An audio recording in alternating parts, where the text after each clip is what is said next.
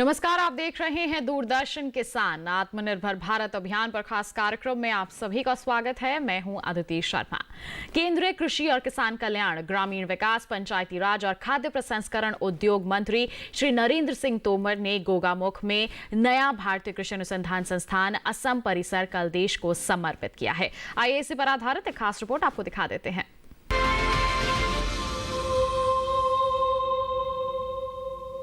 केंद्रीय कृषि और किसान कल्याण, ग्रामीण विकास, पंचायती राज और खाद्य प्रसंस्करण उद्योग मंत्री नरेंद्र सिंह तोमर ने गोगामुख में नया भारतीय कृषि अनुसंधान संस्थान असम परिसर कल देश को समर्पित किया।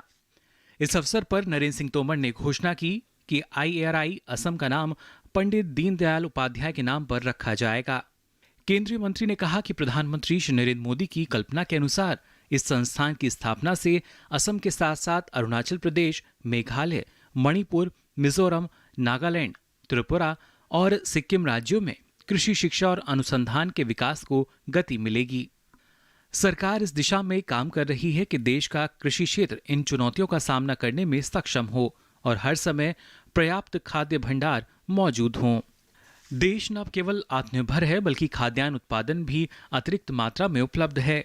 सरकार ने विकास प्रक्रिया की खामियों को दूर करने के प्रयास किए हैं और इसके परिणाम स्वरूप झारखंड तथा असम में नए कृषि अनुसंधान संस्थान स्थापित किए गए हैं। उन्होंने किसानों की आय और निर्यात के अवसरों को बढ़ाने के लिए स्थानीय रूप से विकसित फसलों के महत्व पर भी जोर दिया। केंद्रीय कृषि राज्य मंत्री कैलाश चौधरी, ICR के महानिदेशक डॉक्टर त्रिलोचन महापात्रा भी इस उद्घाटन समारोह में उपस्थित थे। संस्थान द्वारा प्रस्तुत की गई रिपोर्ट में पूर्वोत्तर क्षेत्र में जून से सितंबर तक स्थानीय उपयोग वाली फसलों की जैविक खेती पर पानी के सदुपयोग की दक्षता पर जोर दिया गया। असम में IRI जैसे संस्थानों की स्थापना की घोषणा की थी ताकि देश के संसाधन संपन्न पूर्वी हिस्से की जरूरतों को पूरा किया जा सके और इसके लिए कृषि, पशु विज्ञान, मत्स्य पालन, बागवानी और वानिकी की क्षमता का दोहन हो सके।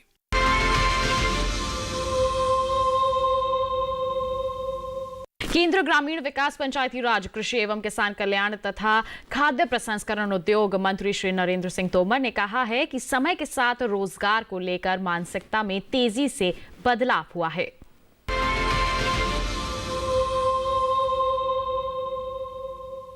केंद्रीय ग्रामीण विकास, पंचायती राज, कृषि एवं किसान कल्याण तथा खाद्य प्रसंस्करण उद्योग मंत्री नरेंद्र सिंह तोमर ने कहा कि समय के साथ रोजगार को लेकर मानसिकता में तेजी से बदलाव हुआ है। पहले सरकारी नौकरी हासिल करने पर ही युवाओं का ध्यान केंद्रित रहता था, किंतु अब वे अपने कौशल के बल पर स्वरोजगार से लेकर उद्योगों में अच्छा मुकाम हासिल कर रहे हैं। प्रधानमंत्री श्री नरेंद्र मोदी जी के नेतृत्व में कौशल विकास के क्षेत्र में क्रांतिकारी परिवर्तन हुआ है। उन्होंने कहा कि दीनदयाल उपाध्याय ग्रामीण कौशल्य योजना ग्रामीण क्षेत्र में रह रहे समाज के उस युवा वर्ग तक पहुंचकर कौशल विकास का कार्य किया है जो अब तक इससे वंचित थे। ये योजना युवाओं को रोजगार से जोड़ने में मील का पत्थर साबित हो रही है।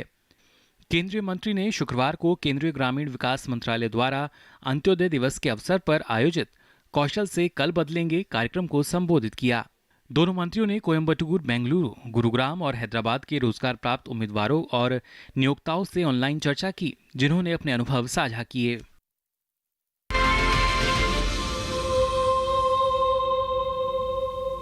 खरीफ विपणन सीजन 2020-2021 के लिए धान यानी कि चावल की खरीद सभी खरीद राज्यों में 1 अक्टूबर 2020 से पहले ही निर्धारित की जा चुकी है।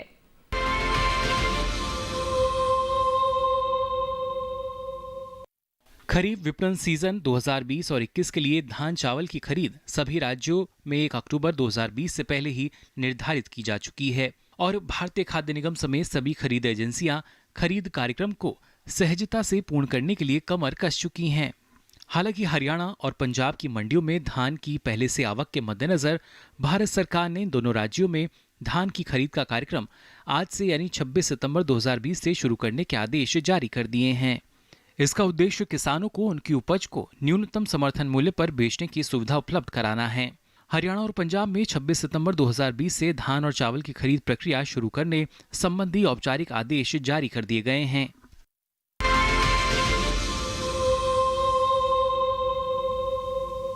अभी फिलहाल कार्यक्रम में वक्त हो चला है एक छोटी सी ब्रेक का। ब्रेक के बाद देखेंगे आत्मनिर्भर भारत अभियान से जुड़ी कुछ और जानकारियां। आप बने रहिए दूरदर्शन किसान पर।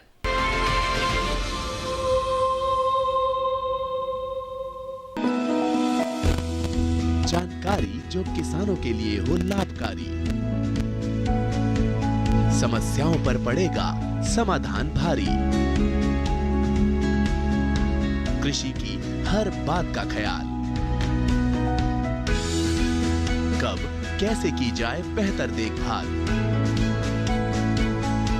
जानिए विशेषज्ञों के साथ, देखिए खेत खलिहान, सोमवार से शुक्रवार सुबह 7 बजे डीडी किसान पर।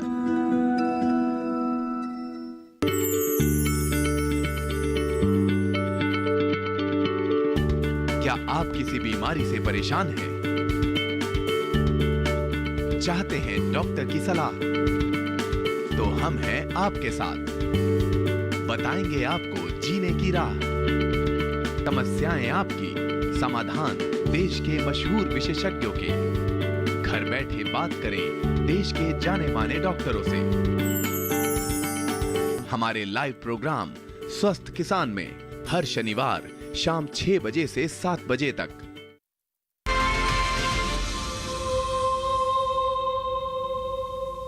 ब्रेक के बाद आत्मनिर्भर भारत कार्यक्रम में आप सभी का फिर से स्वागत है। आइए आपको दिखा देते हैं कि हमारे लाभार्थी किसानों के क्या हैं विचार, क्या साझा किया उन्होंने हमारे साथ।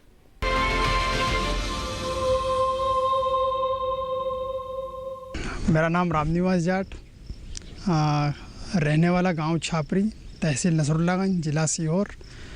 मैं एक कृषि स्नातक किसान हूं और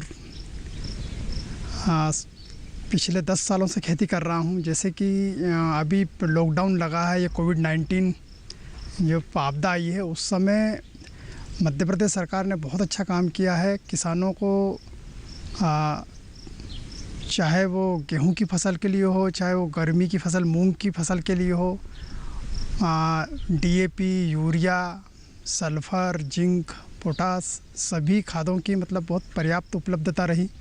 चाहे वो सोसाइटी के माध्यम से हो, है ना, या सरकारी जो भी संस्थाएं रहे उसके माध्यम से प्राइवेट सेक्टर में भी काफ़ी अच्छा रहा और बहुत आसानी से किसानों को उपलब्ध रहा। बाकी क्षेत्रों में ज़रूर कोविड-19 का प्रभाव उतना अच्छा मतलब गलत रहा, लेकिन एग्रीकल्चर के लिए तो बहुत अच्छा रहा। मतलब किसानों की जो फसलें हैं वो भी सही समय पे बिकी हैं और सोसाइटियों के माध्यम से बहुत सुगमता से फसलें बिकी है और लोगों का पेमेंट भी सही समय पे आया है।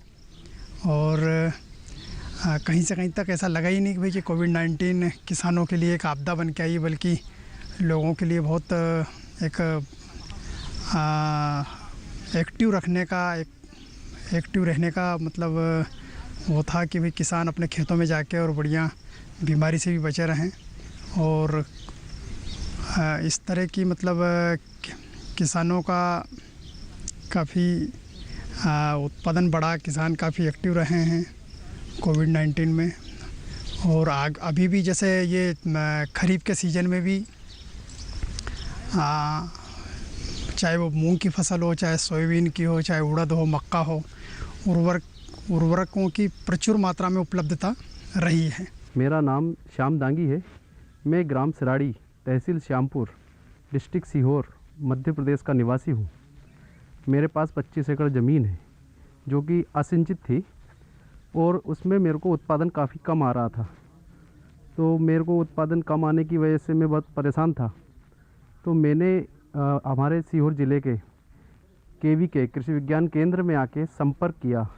यहाँ पे कन्नौजिया जी ने मेरे को मार्गदर्शन किया और मुझे बताया कि केंद्र सरकार की प्रधानमंत्री कृषि सिंचाई योजना आई है जिसका आप लाभ ले सकते हैं।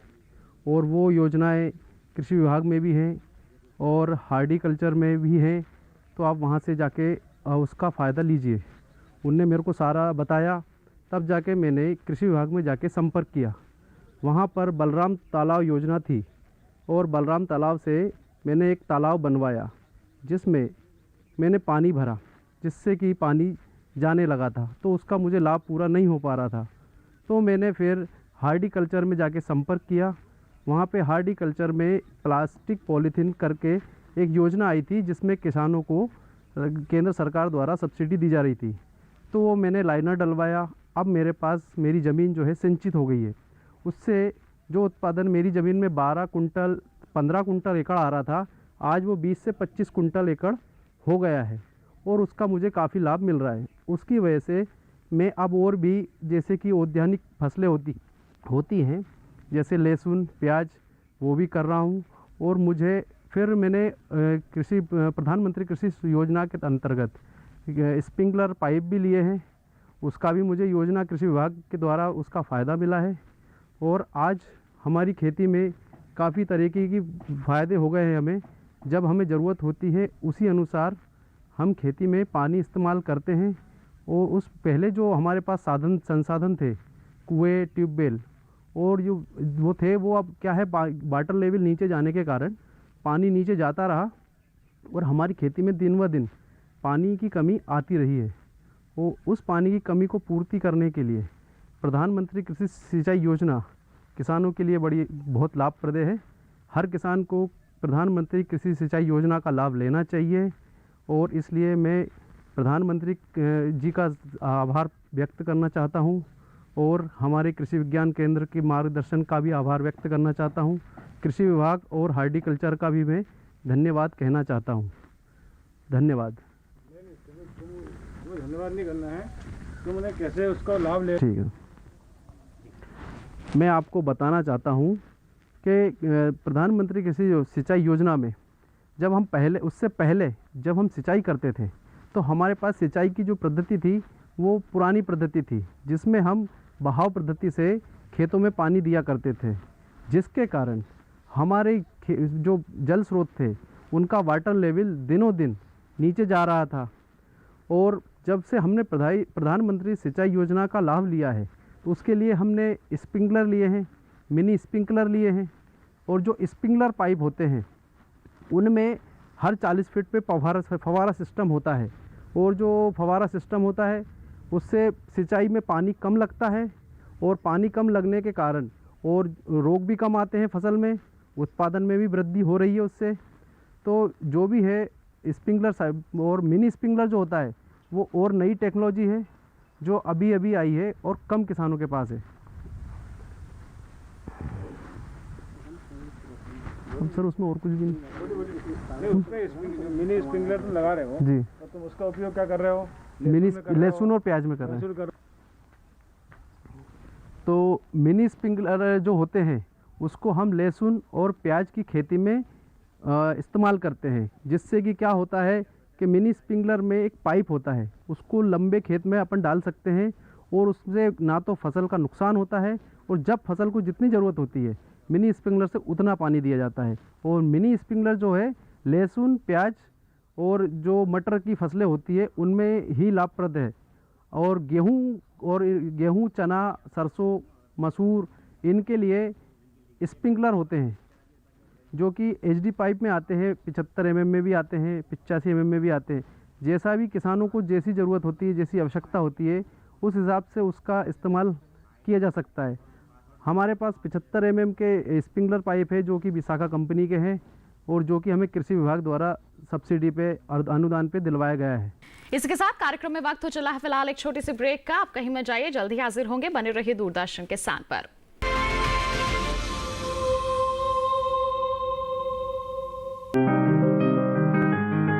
बीमारियों से कैसे बचेगी फसल?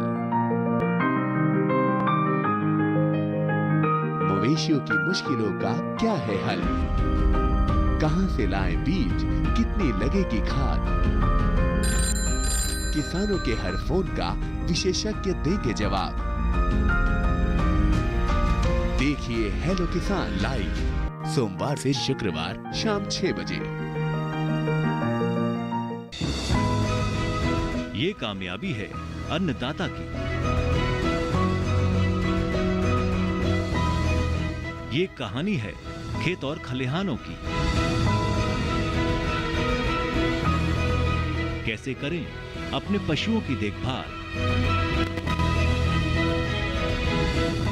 जानिए गांव-गांव के किसानों का हाल। देखिए गांव किसान सोमवार से शुक्रवार दोपहर 12:05 पर।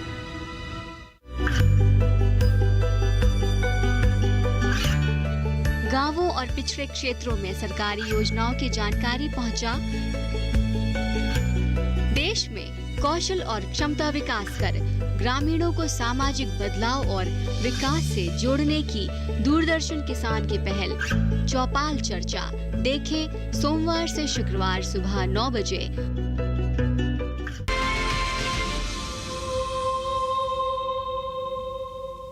ब्रेक के बाद स्वागत है आप सभी का। आइए आपको दिखा देते हैं आत्मनिर्भर भारत अभियान में देश के लाभार्थी किसानों ने अपने विचार हमसे साझा किए हैं। क्या कहना है हमारे किसानों का, आइए देखें। मेरा नाम पवन परमार है। मैं ग्राम बिलखगंज जिला सीहोर का रहने वाला हूं।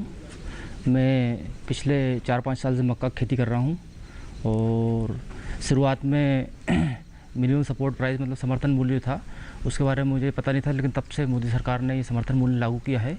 लगभग मक्का में मुझे अच्छी पैदावार मिल रही है। पैदावार के साथ साथ समर्थन मूल्य तब से आया है, मुझे इनकम अच्छी आ रही है, उससे बिचौलियों से मुझे फ़ायदा मिला है। मंडी रेट से की अपेक्षा समर्थन मूल्य में ज़्यादा फ़ायदा है। मैं लगभग खरीफ में सोयाबीन मक्का की फसल लगाता हूँ, इधर गेहूँ रबी के समय गेहूँ भी लगाता हूँ। गेहूँ में भी सारा समर्थन मूल्य में बेचता हूँ, उससे मुझे जो है काफ़ी बेनिफिट हुआ है। हमारे गाँव में भी लगभग सभी गेहूँ की फसल लगाते हैं, मक्का लगाते हैं और समर्थन मूल्य पे ही उसकी बिक्री करते हैं। तो हमें एक तरह से देखा जाए तो बिचौलियों का ख़त्म हुआ है और काफ़ी फ़ायदा मिला है। लगभग हमें अनुमान पहले लग जाता है कि हमारी फसल अगर इतनी पैदा होगी तो उसका मूल्यांकन पहले ही हमें मालूम पर चल जाता है। और हमें मोदी सरकार की जो योजना समर्थन मूल्य है, मिनिमम सपोर्ट प्राइस, इससे काफ़ी फ़ायदा हो रहा है। और मैं इस बार मक्का का रकबा मैंने बढ़ाया है, क्योंकि मंडी में इसके रेट तो कम मिलते हैं, लेकिन समर्थन मूल्य तब से आया है, सरकार की खरीदी तब से चालू हुई है, काफ़ी बेनिफिट मिल रहा है। 1765 के आसपास उसका समर्थन मूल्य है और इसकी खेती में करता हूँ और मुझे काफ़ी उसका फ़ायदा मिल रहा है। और हमारे किसान भाई भी जो है इसका फ़ायदा ले रहे हैं। लगभग काफ़ी लोगों को फ़ायदा हुआ है।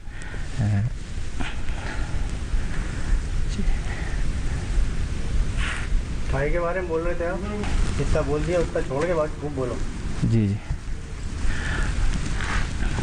पहले हमारे यहाँ छोटे आड़त व्यापारी आया करते थे गांव में, वो कम से कम मूल्य लगाते थे फसलों का, तो हम या तो मजबूरी में हमें बेचना पड़ता था, कोई मिनिमम सपोर्ट प्राइस था ही उसका। लेकिन तब से समर्थन मूल्य आया है तो हम सपोर्ट प्राइस के नीचे तो बात करते नहीं हैं भाई, या तो ऊपर अगर भाव उसका है तो हम बेचते हैं, वरना मना कर देते हैं। तो सरकार की योजना है, इससे काफ़ी फ़ायदा हुआ है और आगे भी अब किसान इसे जोड़ते जा रहे हैं और हम भी इसके सपोर्ट में ही हैं कि सरकार लगभग और जो बाकी फसलें बची हुई सबका support price, minimum support price, न्यूनतम प्राइस इसका फिक्स करें, इसकी खरीदी करें, अच्छे से खरीदी करें। और इस बार उससे भी सरकार ने गेहूं की खरीदी की, उसमें मैंने भी काफ़ी गेहूं बेचा है। पहले गेहूं 12-14 जाता था, अब लगभग 2000 के आसपास हमें उसका न्यूनतम समर्थन मूल्य मिल रहा है। तो काफ़ी बेनिफिट हुआ है, हमारी किसानों की आर्थिक स्थिति में सुधार हुआ है और लगभग काफ़ी खुशहाल जीवन जी रहे हैं हम। जैसे पर्ची वर्ची कैसे क्या आती है, जब जाते हो तो पैसा तब वो तोल लेते हैं, तोलने के बाद में पैसा आता है, हमें मैसेज मिल जाता है जी। ऐसा रहता ना।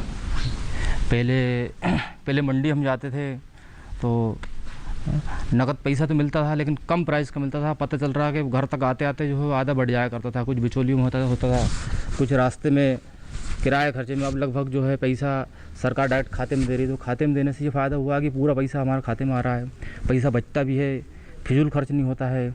मंडी में हमें जाने से मंडी की एक तो भीड़ भड़क का किल्लत, उससे हमारी निजात पाया है।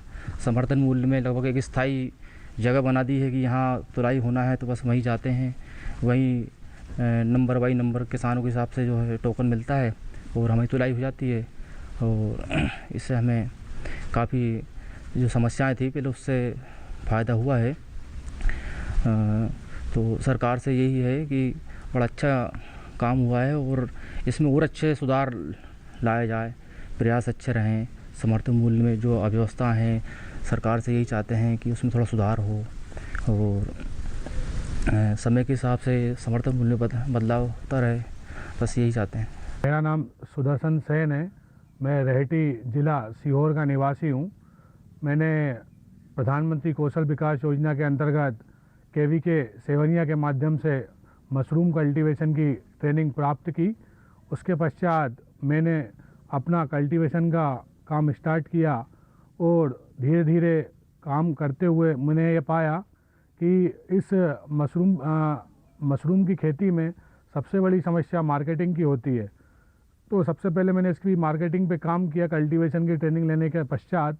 उसके बाद फिर मैंने अपना मार्केट खुद स्थापित किया और अपना प्रोडक्ट की मार्केटिंग, अब उसकी ब्रांड वैल्यू, उसका ब्रांड का अपनी फर्म स्थापित की जिसका नाम मैंने सेटा फूड्स एंड एग्रो के नाम से रखा। उसके पश्चात हमने मशरूम को अलग अलग स्तर पर तैयार किया और उसकी ब्रांड वैल्यू अलग से की, ठीक है, जिसके अंतर्गत हमने सबसे पहले फ्रेश मशरूम को मार्केट में अवेलेबल कराया, ठीक है, जिसमें कि न्यूट्रिशन वैल्यू काफ़ी अधिक होती है, फैट 0% पाया जाता है और विटामिन D की भरपूर मात्रा होती है। चूँकि मोदी जी भी हमारे मशरूम का सेवन करते हैं, ठीक है, तो मैंने इसको सभी लोगों के लिए उचित खाद्य पदार्थ माना और इसकी खेती स्टार्ट की है और मैं मार्केट में इसको फ्रेश, ड्राई और पाउडर फॉर्म में इसको अवेलेबल अभी करा रहा हूँ। हमारी कंपनी का नाम सेटा फूड्स एंड एग्रो है, जो कि अभी मार्केटिंग कर रही है और हमने ये अलग अलग जगहों पर, जैसे कि अपना चिकित्सालय हुआ, यहाँ पर इसकी मार्केटिंग करी, आसपास के क्लिनिक्स हुए, जिम हुए। उसके बाद हमारे सब्जी वालों को जागरूक किया थोड़ा सा, कि उन लोगों ने इसकी तैयारी की, ठीक है। उसके बाद हम लोगों ने ये कोरोना के चलते हुए इसकी मार्केटिंग हमारी तेज़ी से हुई, क्योंकि लोगों को पहले पता नहीं था कि इम्यूनिटी क्या होती है, रोग प्रतिरोधक क्षमता क्या होती है। कोरोना के चलते सभी लोग जान भी गए कि इम्यूनिटी क्या होती है, ठीक है। हमें लोगों को ज़्यादा बताने की आवश्यकता नहीं है और मशरूम भोज्य पदार्थों में सबसे पोषक तत्व है, जिसको पोषण आहार के अंतर्गत भी शामिल किया गया है और हम इस पर अभी और दिन प्रतिदिन आगे कार्य कर रहे हैं और मुझे KVK के माध्यम से काफ़ी सहयोग प्राप्त हो रहा है, ठीक है। मुझे KVK के प्रमुख, सेवनिया के प्रमुख कनौजिया जी के माध्यम से मार्केटिंग के बारे में जानकारी प्राप्त हुई है। मैं KVK का और प्रधानमंत्री कौशल विकास योजना का बहुत बहुत आभारी हूँ। धन्यवाद। ठीक है। मुझे मशरूम की खेती के बारे में सर्वप्रथम जानकारी, हम लोग एक विजिट के दौरान महेश्वर गए थे, जहाँ मेरे कुछ मित्रगण इसकी खेती पहले से कर रहे थे, तो मुझे देखने का सौभाग्य प्राप्त हुआ। फिर उसके बाद मैंने इसकी जानकारी इकट्ठी करी और KVK से जुड़ा। KVK के माध्यम से मैंने इसकी ट्रेनिंग ली। उसके पश्चात इसकी खासियत ये है मशरूम की कि दुनिया में सबसे तेज़ी से उगने वाली एकमात्र फसल है ये मात्र 22 दिनों में आप इसकी फ्रूटिंग ले सकते हैं। पहले से तीसरे दिन में इसका 3 दिन कार्य चलता है। पहले दिन हम इसके कंपोस्ट तैयार करते हैं, दूसरे दिन इसको सुखाते हैं, तीसरे दिन हम इसकी स्पॉनिंग करते हैं, बिजाई करते हैं। इसके पश्चात आफ्टर 20 डेज़ हमें इसकी फ्रूटिंग प्राप्त होना स्टार्ट हो जाती है, जो कि 60 दिनों के अंदर हम 3 बार इसकी फ्रूटिंग लेते हैं। इसमें 50% का आपको प्रॉफिट होता है। मान लीजिए आपने 1 लाख रुपए अगर इन्वेस्ट किया है, तो आपको विथिन 60 डेज़ आपको लगभग 1.5 से 2 लाख रुपए आपको इनकम आपकी इसकी आसानी से हो सकती है।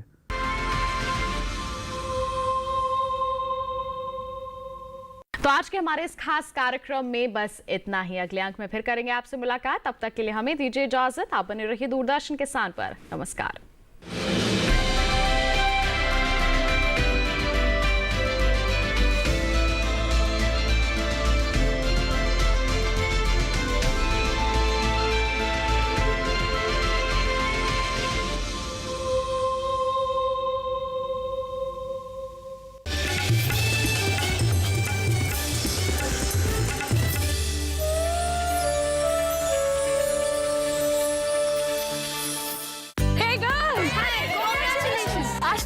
चाहिए। चैंपियन के साथ सेल्फी लेंगे।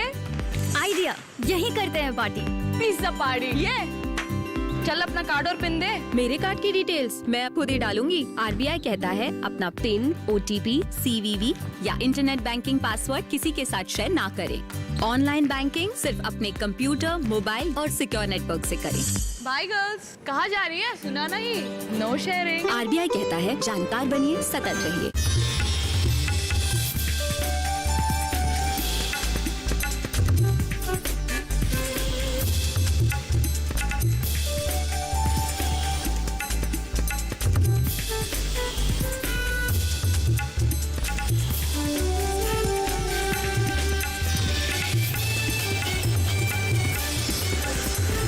ईडी किसान, बदलते भारत की शान।